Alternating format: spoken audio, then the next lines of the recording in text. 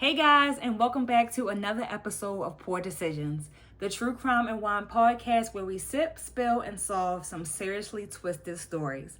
I'm your host, Bryn, and I must say that today's case by far is going to be our most twisted one. It is a viewer recommended case coming from my girl Snicks, but I must give a viewer discretion. It is a heavy one, okay? So grab your glass. Matter of fact, grab the bottle because you're going to need it. This is the extremely brutal murder and torture of Sylvia Likens. So grab your glass, pour up, and let's dive in.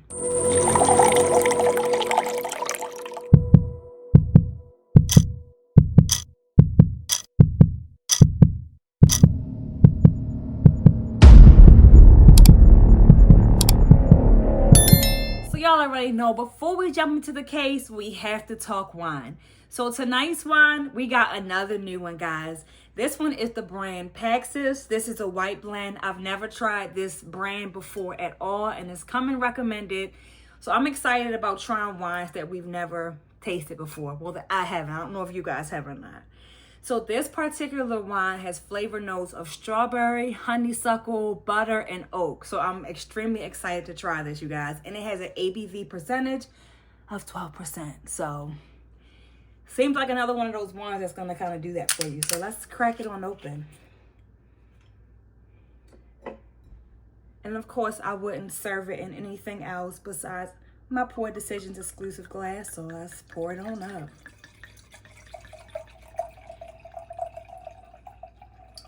Pour in a little extra because, like I said, today's case is a heavy one, okay? So I need a really good pour.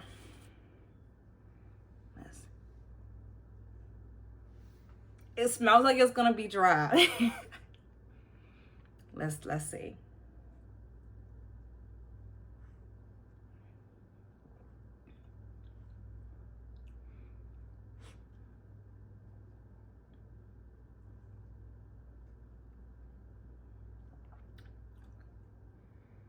You guys,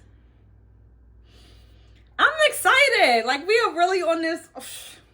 Let's stay focused, okay? And as always, let me know what you are sipping on down in the comments below and give me any wine recommendation that you guys may have.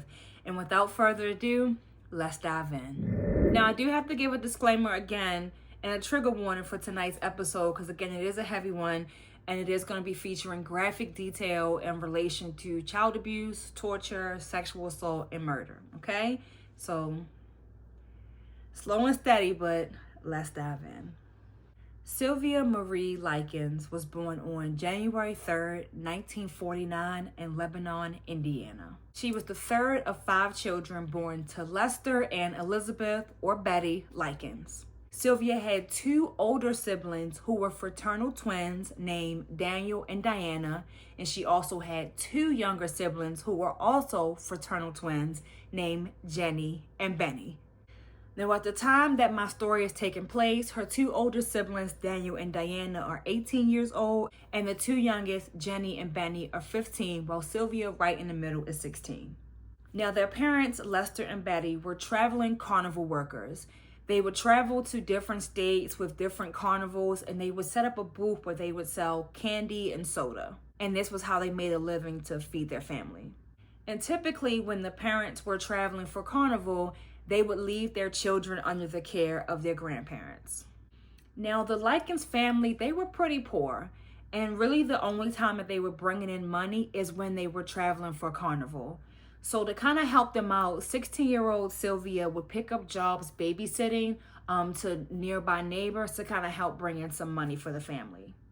Money was so hard to come by that on one instance, Betty, the mom, was actually arrested for stealing food from a grocery store just in an attempt to get food to feed her family. Now, while she was in jail, the kids were kind of on their own because at this time, Lester and Betty had kind of separated just for a little bit. She took Jenny and Sylvia with her, so at this moment while she was in jail, they were on their own. Now, Sylvia and Jenny did become a little bit close with 2 girls from school, sisters, Paula and Stephanie Baniszewski. While their mother was in jail, Sylvia and Jenny actually would stay some nights at the Baniszewski house. Now, in the meantime of them, the mom being in jail and them staying at friends, the father, Lester, was currently out looking for work, and he did find work at an upcoming carnival that would be leaving soon. Again, Betty had left and took the girls, so when he was able to track them down, he did find both Sylvia and Jenny at the Baniszewski house. And that's where he let them know that him and the mom will be hitting the road traveling, and that they will be taking the two boys, oldest one Daniel and the youngest one Betty, on the road with them to kind of help bring in some more money, you know, to have some extra hands on deck. But because most carnies were male, they didn't think it would be the safest environment for Sylvia and Jenny. At this point, the oldest one, Diana, she had been married already, so she was already out the house and kind of distanced from the family. And also Jenny, as an infant, she had gotten polio, which left her with a weak leg where she had to wear a steel leg brace, and she walked with a bad limp. After Lester informed the girls that he would be hitting the road for work, it was arranged that both Sylvia and Jenny would just stay at the Baniszewski house under the care of their mother, Gertrude, in exchange for $20 a week. Now remember, this is back in the day, and at this point, Gertrude's rent was only $55 a month, so getting $20 a week was really good for her. That was enough for her to pay her monthly rent as well as be able to get food and, you know, take care of the household. Now let's talk a little bit about the Baniszewski house. There was the mom, Gertrude Baniszewski, who was 37 years old, but from accounts, she looked like she was about 20 years older. I didn't say that, even though I do agree, but that is what people say about her. Anyway, she was a severe chain smoker who had asthma, and Gertrude was somebody who she kind of had her own ordeal of a bag of shit thrown at her throughout her life. She was very close with her dad growing up, and unfortunately at the age of 11, she witnessed her father pass away right in front of her from a massive heart attack. So that was trauma in itself. And then as she grew up and she began to date and see different men, in majority of her relationships, she was abused by these men that she loved. Gertrude was the mother of 7 children who all lived in this house together, and the conditions were horrible. The house was reported to be extremely dirty, and there was little to no furniture inside. There were only 4 beds, which was only enough to sleep half of the people that actually lived in the house, and apparently they only had 3 spoons. So when it came time to eat, they had to take turns because it wasn't enough utensils for them to all eat together. And the Baniszewski family was in extreme poverty. Gertrude did not have a job, and she was using the money sent to her for child support in order to take care of the house and her whole entire family. But soon the child support payment stopped. She was left with no income. So of course, when Lester proposed her making $20 a week to look after the 2 girls, it seemed like a perfect situation for her. So of course she willingly obliged. I mean, at this point, the girls had kind of been there anyway, so why not get paid to look after them? For the first 2 weeks that Sylvia and Jenny were staying at the Baniszewski house, everything was pretty good. But during the second week, Lester's $20 check arrived a little bit too late, and that did not settle well for Gertrude. She was so mad that the money had not come yet that she reportedly said to the girls, "I took care of you 2 bitches for nothing." And then Gertrude used that as an excuse to then physically punish the girls. And then we're going to take a little wine break and take another sip because this is kind of when the abuse starts. So we're going to take a sip.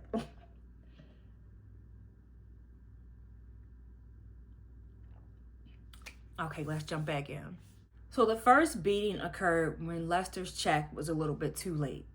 Gertrude was going to beat both Sylvia and Jenny, but Sylvia, being the older sister, and also remember Jenny had a disability, Sylvia was very protective of her.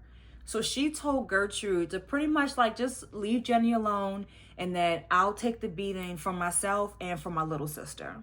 And that was fine for Gertrude. She made Sylvia take her clothes off, and then she beat her with a thick police belt, which I'm assuming she still had around because one of her ex-husbands was actually a police officer. So I'm sure that when he was living with her and then left, he must have just left that one behind. But that's what she used during the first beating. And then just a few days later, Lester's check arrived. Now again, remember, this is back in the day. So how we can just Venmo somebody or Zelle someone or put something in the mail and within like 2 days you get it. It wasn't like that back then. The mail kind of took a little bit longer. And remember, they were traveling. They were on the road. So I digress. Put a pin in it. I'm going to stick to the facts this time. Check arrived, but at this point, it did not stop Gertrude. It was as if a light switch cut on when the check was late. And even though it was here now, that light switch didn't come back on. It was no stopping Gertrude with abuse now. And at this point now, Gertrude began to focus all of her anger and her rage towards Sylvia. And not only would she just physically abuse her, but she would verbally abuse her as well. She called Sylvia a prostitute after finding out that Sylvia had had a boyfriend before, even though that's none of your business because she's not your actual child. You're just looking after her. She also went as far as to spread a rumor saying that Sylvia was pregnant, although Sylvia was still a virgin. Now, it is believed that Gertrude was just projecting her own feelings onto Sylvia because at this time, Gertrude's daughter Paula was actually 3 months pregnant by a middle-aged married man in their town. Speaking of Paula, during the beatings that Sylvia was subjected to from Gertrude, Gertrude would also encourage her children to join in. And Paula was one that willingly did. But again, remember, they were friends. It was Paula and Sylvia being friends that brought Sylvia and Jenny to the Baniszewski house in the first place. But again, I digress. Now, there was a rumor that was started at school that claimed that both Stephanie and Paula Baniszewski were prostitutes and they slept with men for a little bit of money. And some boy actually approached Stephanie and propositioned her because he wanted to get in where he fit in. He wanted to get in on the action. And when she asked him where he heard this rumor from, according to him, he said it was Sylvia that started it. Now, Stephanie confronted Sylvia and she asked her had she started it, and Sylvia said yes. She did not deny it. She stood 10 toes down that yes, I spread this rumor. Stephanie was pissed off and she punched Sylvia in the face. If any of Baniszewski children were sweet, it would be Stephanie. And in this moment, she felt so bad that she even hit Sylvia that they both kind of cried together. And then Stephanie apologized to Sylvia for hitting her. Now, when they go back home, of course, Paula runs and tells her mother, Gertrude, that Sylvia started this rumor about us at school. So, of course, Gertrude's pissed. She wants to attack Sylvia. She does. But then also Stephanie's boyfriend, Corey Hubbard, heard about the rumor that was spread, and he came to the Baniszewski house as well. And what he came over there for was so that he could beat up on Sylvia as well. And he did. He physically attacked Sylvia, and I guess that was just okay because nobody tried to stop him. But Gertrude would burn Sylvia with cigarettes, and then Paula would join in on the attacks regularly. One occasion, Paula even hit Sylvia so hard in the face that Paula broke her own wrist. And then that didn't stop her either. The next time she wanted to beat Sylvia, she just didn't use the cast as another form of a weapon. We're going to need several wine breaks with this case because I feel like the abuse it kicks it up another notch every single time. And it's getting ready to go up another notch. So let's take a sip.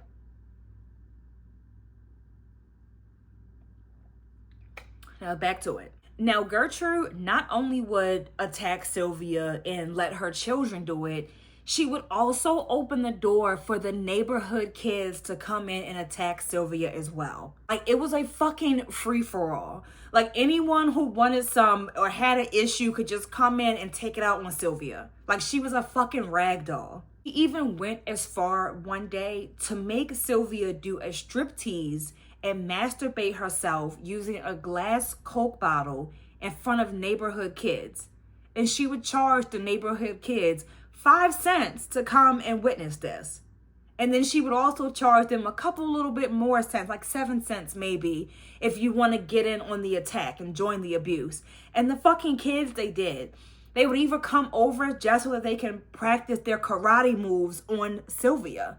What the actual fuck? There was a time when the kids were at a local park and they ran into their older sister, Diana. They tried to tell her about the abuse, but Diana thought that they were exaggerating and she didn't really believe them.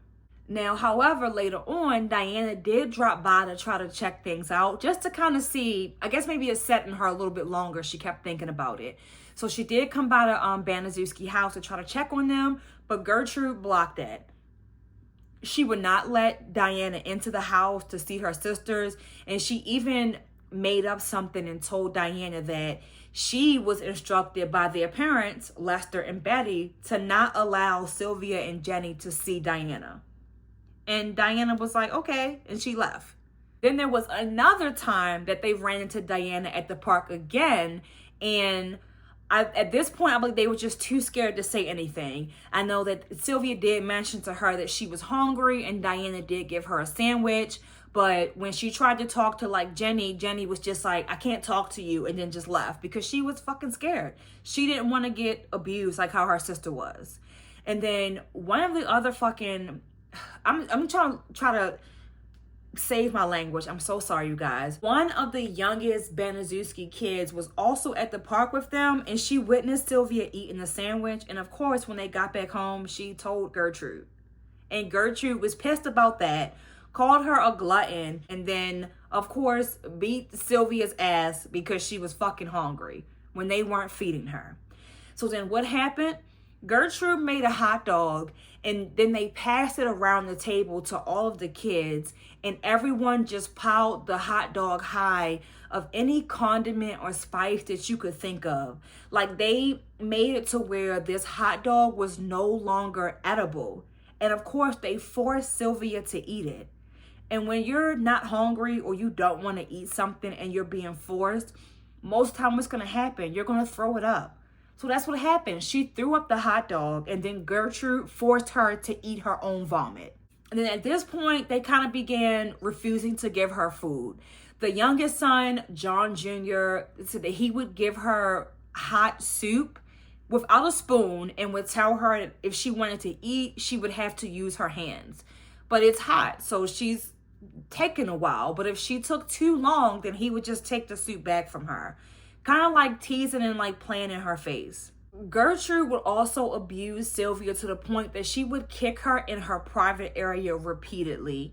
So much so, and then not letting her go to the bathroom, that she eventually became incontinent and she could not hold her bladder. So she would pee on herself and pee in her bed. At this point, Gertrude said that she was not fit to live upstairs with everyone else. So she took her to the basement where she would like chain her up to the staircase. And like most of the house, there was no furniture. In the basement, all she had was a mattress. There wasn't even a toilet.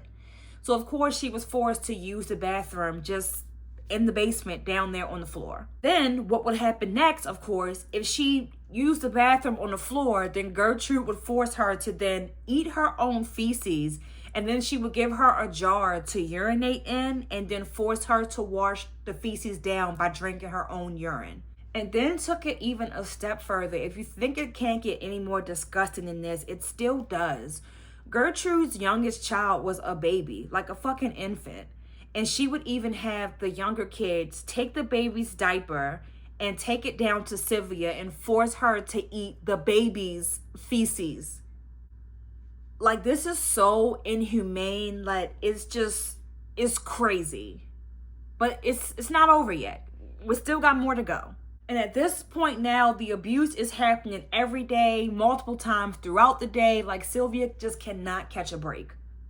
And then Gertrude burnt Sylvia's fingertips one day when Sylvia admittedly stole a sweatsuit from school that she needed for gym class that Gertrude refused to buy her. So she burnt her fingertips and then pulled her out of school. And then with her being pulled out of school, now it's kind of like a free-for-all. You can abuse her as much as you want to because there's really no one besides the people in your house to really see it.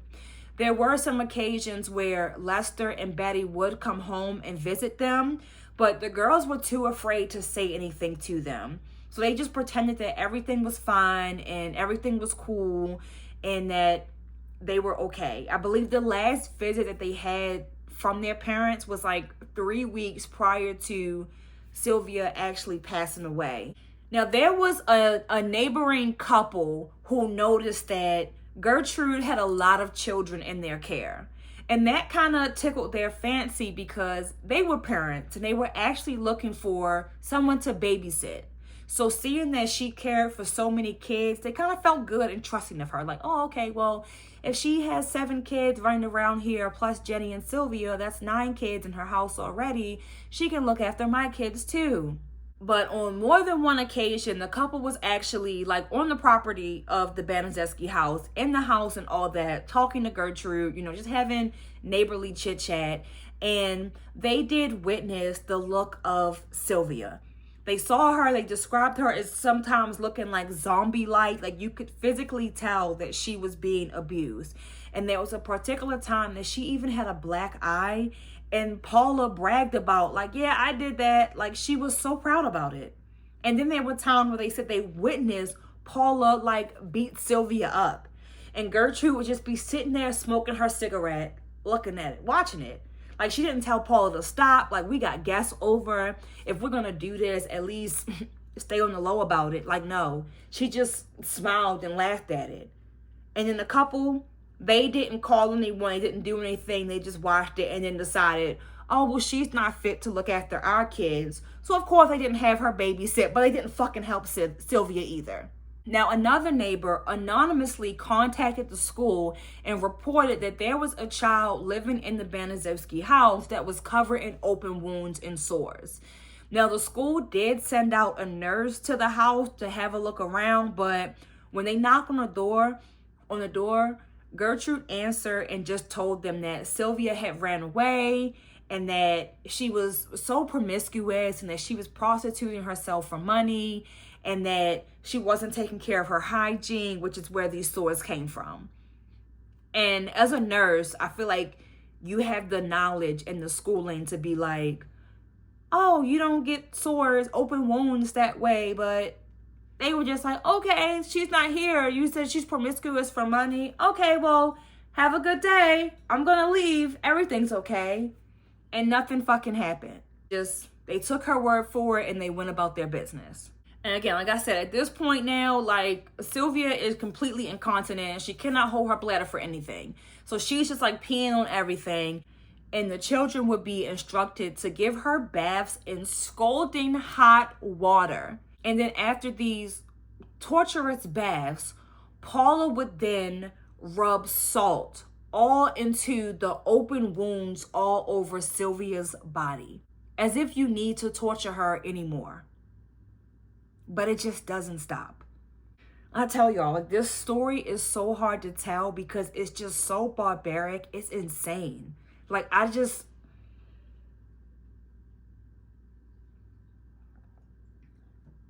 trying to remember, keep my opinion to myself.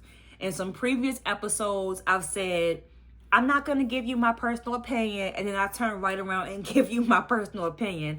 So I'm trying so hard to hold it until the end, but this case is just...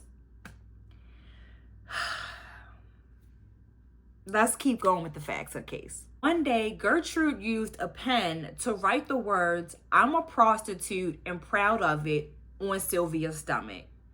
She then took a needle and burned it on the stove until it turned red, and she gave it to a neighborhood kid named Richard Hobbs to then carve it into her stomach, which he did. Gertrude apparently said to her, "You branded us, so now I'm gonna brand you." And when she said "you branded us," she's talking about that day when Sylvia spread the rumor that Paula and Stephanie were prostitutes.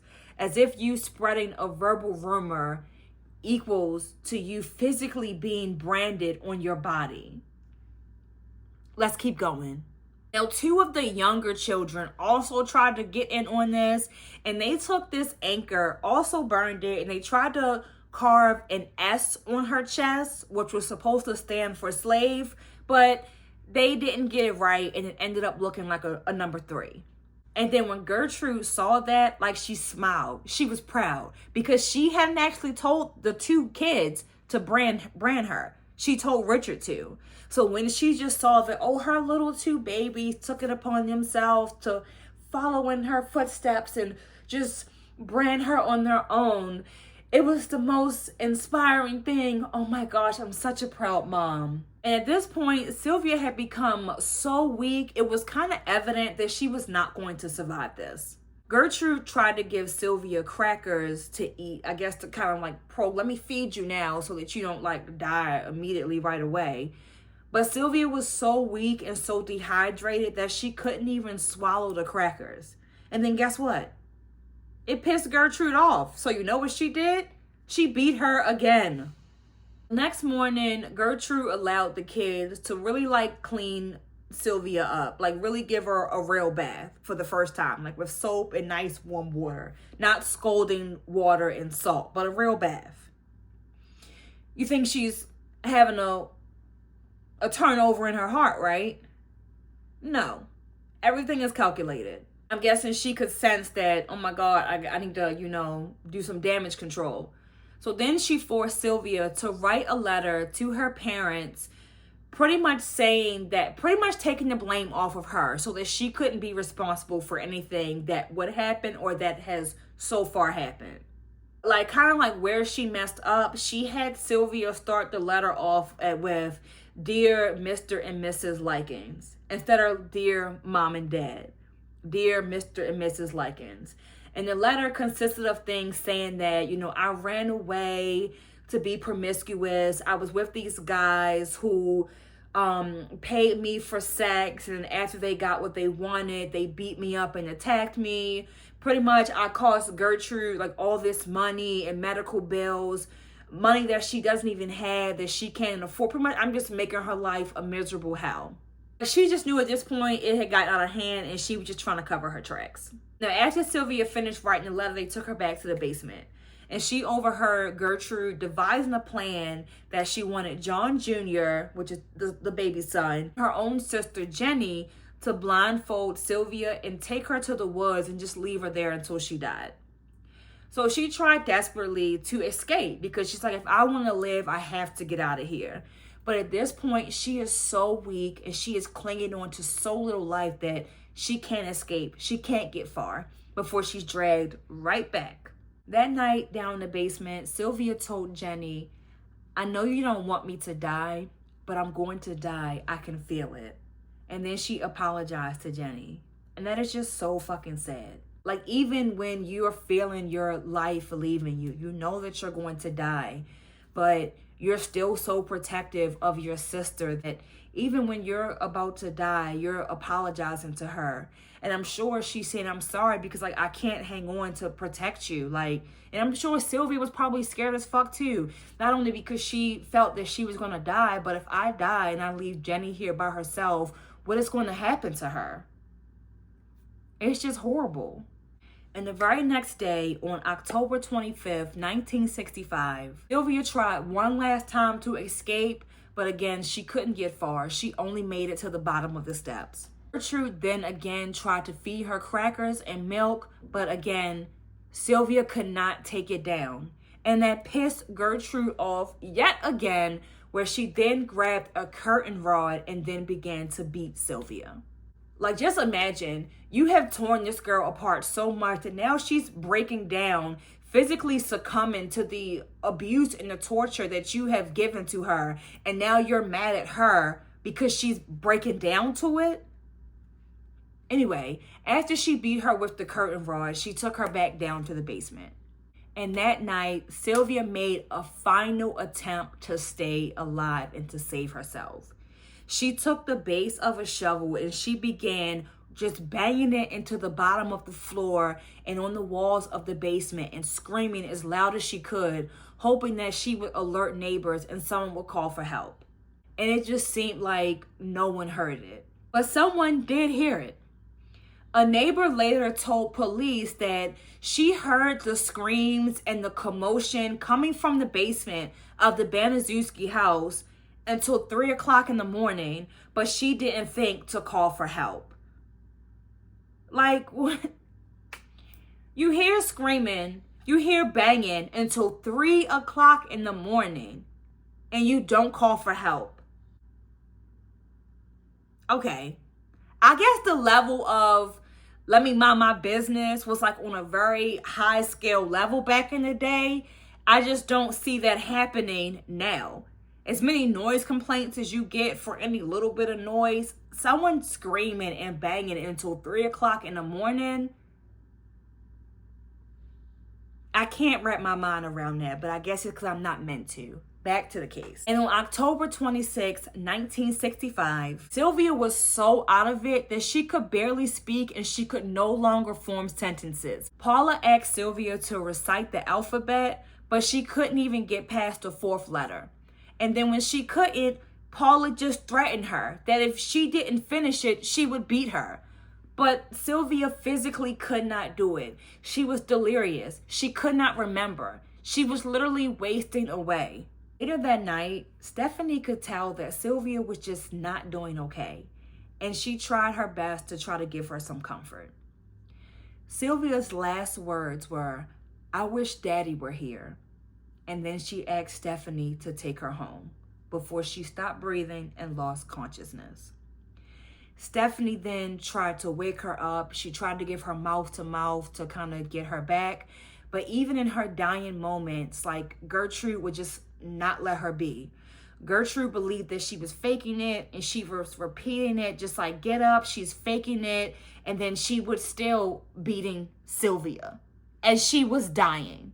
Richard then ran to a payphone to then call police because, again, it's back in the day. We don't have phones in our houses. When the police arrived, Gertrude gave them the letter that she had forced Sylvia to write. But Jenny was able to whisper to one of the officers, like, if you get me out of here, I will tell you everything that happened. And luckily this time, somebody did what they needed to do, and they got Jenny up out of there, where she then proceeded to tell them everything that had went down in the Baniszewski house. Soon, Gertrude, Paula, Stephanie, John Jr., Coy Hubbard, Richard Hobbs, they were all arrested. There were also 5 other neighborhood kids that were arrested, but they were released to their parents eventually. And at the age of 37, Gertrude Baniszewski was charged with first-degree murder with premeditated malice and sentenced to life in prison. 17-year-old Paula Baniszewski was charged with second-degree murder with premeditated malice and also sentenced to life in prison. 15-year-old Stephanie Baniszewski was found not involved and her charges were dropped, and then she did agree to testify against the others. Now, 12-year-old John Jr. and 15-year-old Coy Hubbard and Richard Hobbs were all found guilty of second-degree manslaughter and sentenced to 3 years in a juvenile facility. The following is an excerpt from a 1965 newscast in which Bob Hoover spoke with Richard Hobbs, who explained what he did to the girl. All I did was write out that thing on her stomach, and then I hit her about 10 or 15 times. But how come? Well, mostly because Gertie told me to. Hoover then spoke to one of the Baniszewski children, who told him how the victim was treated. She refused food. We tried to give her soup every once in a while and stuff like that, and she wouldn't take it. Well, how about these scratch marks on her stomach? Who put them on her? I did. Why? Well, Gertie just thought of it. She said, since you branded us, we're going to brand you. So she etched in with a pen, and I went over it. She showed me how to do it, and then I went over it. I did it. Did you ever use any hot irons on her? No. Yeah, that 3 on her stomach, I did half of that, and Shirley Ann did the other half. Where'd the S come from? What do you mean? There's a big S branded on her stomach, right below one of her breasts. Huh? That's what I'm talking about. Well, that's what you're talking about. Well, how about the inscription on there, I'm a prostitute and proud of it? Who put that on? I did. Did you scratch it on there, paint it on there? How'd you do it? Well, like I said before, Gertie wrote it down there with a pen, and I did the rest. She showed me how to do it, and then... Had Gertie abused this girl? Yeah. Gertrude Baniszewski, however, had a different story. I did never beat that girl. Never. She was beat up on by other girls. In fact, my own daughter socked her in the jaw and broke her wrist. And so, I mean, there you go. And girls around the neighborhood beat her up, bloodied her nose. One girl broke her nose, in fact, I think. Were you ever in contact with the police on any of these occasions? Well, in the last 2 weeks, in fact, I think if you'd talk to my daughters, I'd ask them that. The children's father and I are divorced, and he's a policeman in Beach Grove, was. And I've asked the girls repeatedly to call their dad and ask them what to do.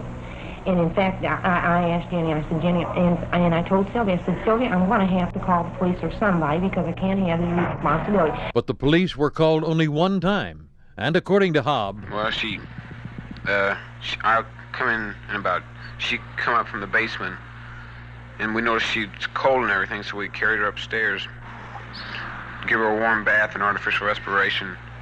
When she stopped breathing, see, we gave her a warm bath, and then she stopped breathing. And so I gave her artificial respiration for about 10 minutes. And then I went and called the police. by the time police found the girl, she had been dead some 8 to 12 hours. But in 1970, new trials were granted for both Gertrude Baniszewski and for Paula as well.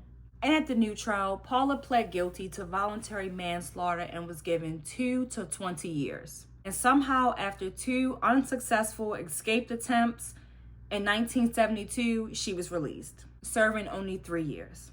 Now, after her release, she changed her name to Paula Pace, and she began working as a teacher's aide at a school until they received an anonymous tip exposing who her true identity was. And at Gertrude's new trial, she was still found guilty of first-degree murder and given life, but with the possibility of parole. Gertrude was considered to be a model prisoner while she was locked up, and they considered her to be like the prison mom. But in 1985, even despite receiving over 40,000 signatures on a petition to not parole her, she still was released on parole. We have another story of crime and punishment tonight from Indiana. This time the criminal is getting out of jail, but as E.D. Magnus reports, not without a great deal of controversy.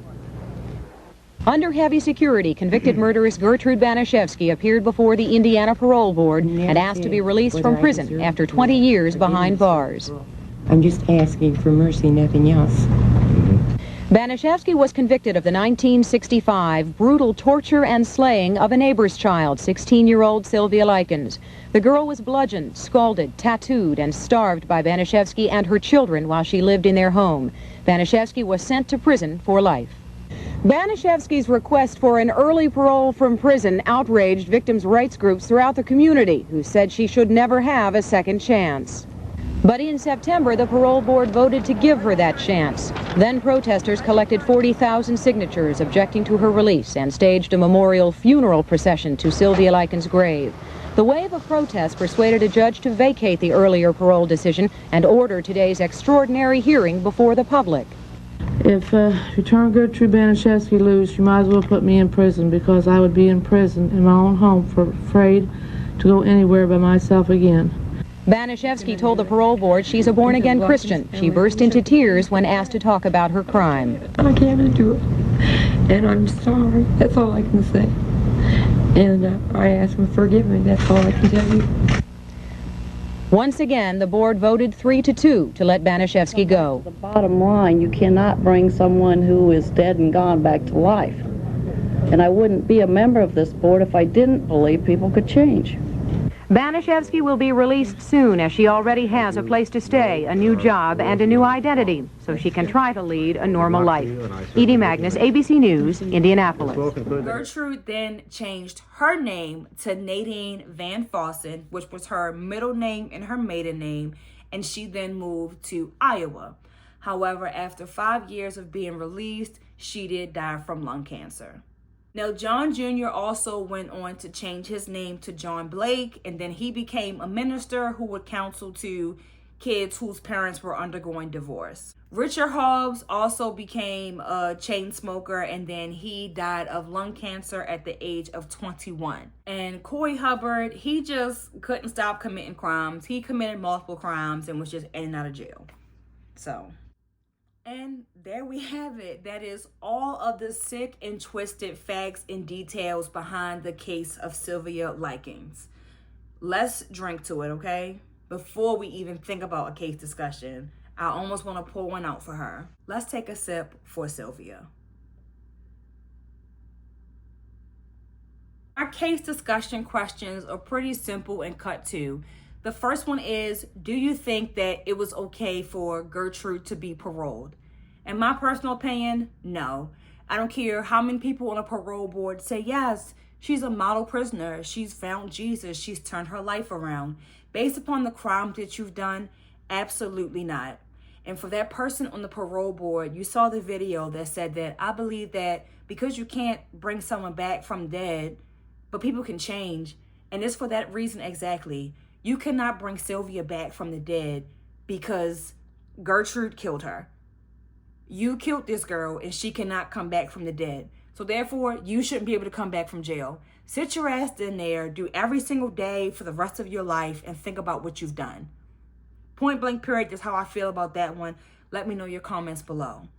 My second case discussion question is also simple. Both Paula and Gertrude, and even John Jr., they all changed their names, disassociating themselves from the actual crime that they had done. Do you think that something like that is okay based upon this crime? Let me know your thoughts and opinions in the comments below, please.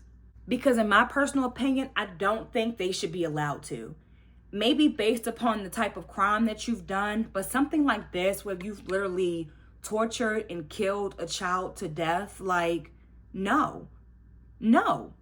Everywhere you go, this crime should be attached to your name. So anytime they hear the name, oh, I'm a Baniszewski, fuck no, they run and they look the other way. Now you get to walk around, I'm Nadine Van Fossen. And people never hear Baniszewski, so they think that, oh my God, she's such a nice person. And this old lady who's found Jesus, Miss Van Fossen. No, bitch, you're Baniszewski. You will always be that. You will always be that. So I don't think that it is fair that you can do a crime as horrendous as this, get out, change your name, and then become a different person who is now disassociated from this horrible crime that you've done. This should follow you throughout the rest of your life. Now, thank God Gertrude got out and only lived for 5 years. Like, sorry, but not sorry. Like, her own fucking body took her out. But I do not think that that is okay. And then for the fact that both Paula and John, now you've changed your name and now you're working around kids. Had they not been able to change their name, that would have never fucking happened. Especially for fucking Paula. If anyone outside of their house, outside of Gertrude, was more responsible, it's between Paula and Gertrude. Like, Paula was like Gertrude's right-hand man when it came to torturing Sylvia. Like, Paula loved that shit. She ate it up. She had fun torturing her.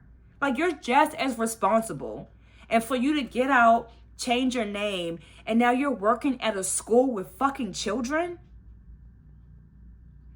It should be almost on the same level as like sex offenders. You have to go on a list and you can't be within a certain amount of feet of children. It should kind of be the same thing. Shout out to whoever there was that gave the anonymous tip and revealed her true identity and got her the fuck up out of there. She really should have never been able to change her name to get in there in the first place. That's doing a disservice to everyone.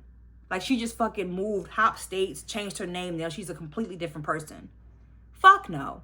Anyway, I'm done. Let me know what you guys think in the comments below. Please let me know all your thoughts and opinions. Make sure you guys subscribe to the channel if you haven't already. And don't forget to like this video. And head on over to our Instagram at Ep4 Decisions. And make sure you give me a follow. That way you do not miss out every week when I let you guys know what the wine of the week is, so you can try it with me. So again, this week we tried Pax's. I'm going to give this a 2 out of 3 cheers, okay? I like the one from last week better, but it was still pretty good. But I'm going to give it a 2 out of 3. If you guys tried the same wine as me, let me know your thoughts and opinions below as well. And you guys already know. I thank you guys for being here. And until next time, make good choices and not poor decisions.